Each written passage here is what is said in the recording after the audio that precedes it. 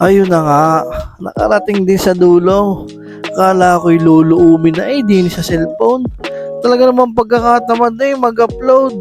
Daming-daming i-upload, ayaw agad gawain. Di ari nga, maiba nga ang pulong. Bale, ari ang aming last day din sa Singapore. Ari ang aming unang ginawa, pagkagising, di kami lumublo, baga din sa swimming pool. Bakit ka naman, sa tagal na namin din halos 3 araw din, hindi namin maranasan maligo din gawa na kami layas nga ng layas. Sabi ko hindi natin masusulit, aring hotel na yung baga naman pa 4 na araw mo, mamaya ang flight na, di kayo magkukulitan na din susulitin na talaga. Mamaya nga pala, flight na namin pauwi ng Pilipinas.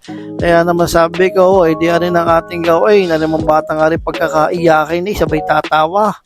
Di pagkatapos nga naming maligo doon at kami nakapag-ayos-ayos na, di kami dumiretso na din sa may airport.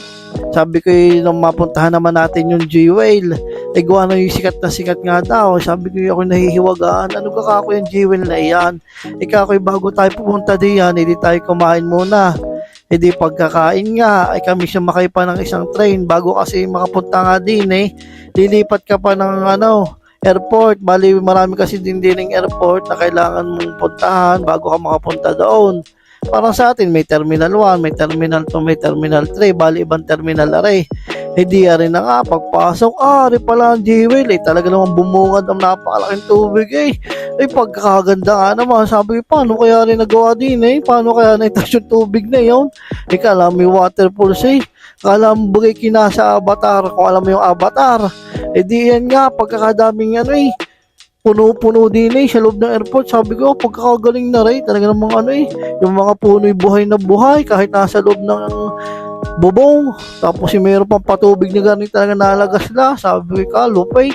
At saka kita mo gari, kala mo yung si Super Mario na may mga pagpagarni pa, may mga bulaklak na kala mo bagay yan, yung mga gayaan, si Super Mario, nakikita nyo gayan.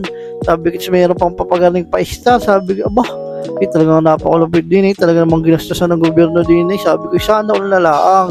Tsaka malupit pa baga din may waiter din robot, kita mo naman nagalaw na kanya, may mata pa, lilinga di pagkatapos nga sabi ko siya batay mahuli na sa ating flight, tayo bumalik na, di kami ngayon sumakay na uli sa train pabalik nga doon sa aming sadyang airport na pupuntahan. Bali pagkakatanda ko yata terminal 1 kami, bali itong Jewel yata ay terminal 2. Sabi ko di pagkatapos nga noon yan sumakay na kami sa aeroplano.